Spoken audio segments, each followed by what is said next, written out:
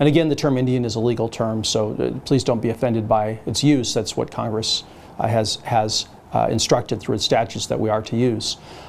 Initially, back in 1891, there was the very first regulation by the Congress about leasing, which allowed non-Indian companies to come in and begin to do mineral development on tribal lands. Initially, fascinatingly, the law was clear that tribes had consent. They would have to agree to resource development, but starting during the Harding administration, you saw in the 1920s, the time of Teapot Dome and so on, you saw that Congress began to remove those consent requirements. So you actually had non-Indians aggressively developing many Indian reservations for oil and gas and coal, especially in that era. And nonetheless, tribes had no say at all, no legal say, even though they'd had it, ironically, before. Congress had given it to them or recognized it to them, for them at that era.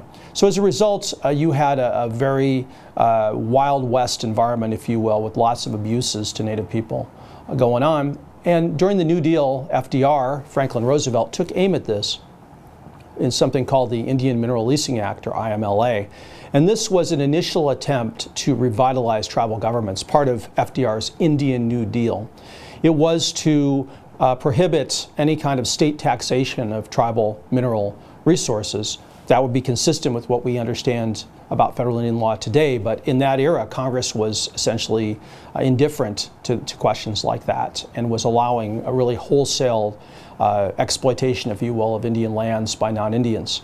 Set also minimum royalty rates for the first time and required tribal consent, but it was severely regulated and restricted by the federal Indian agency officials, what they called the Indian Bureau in that era.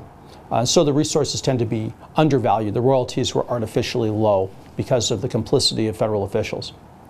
1982, President Reagan and the Congress dramatically reformed that legislation through the IMDA, the Indian Mineral Development Act.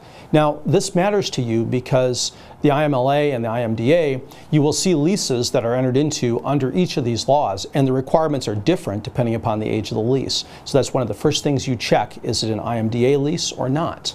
The IMDA gave tribes a lot more flexibility to develop their own policies on resource extraction, and it also let them determine what the royalty rates and the lease terms were going to be. Not just consent, but actually to be able to do the financial negotiating themselves. But there still was approval in that era, and today under these leases, the Secretary of Interior has to be able to go in and approve whatever the tribe does on the back end.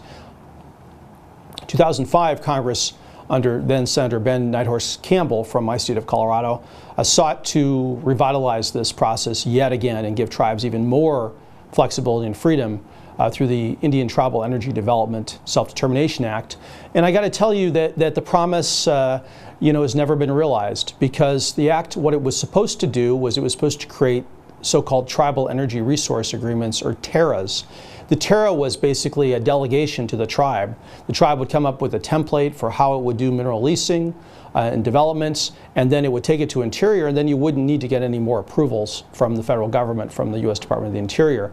However, this is the disappointment. Not a single tribe in the entire United States has ever entered into a TERA.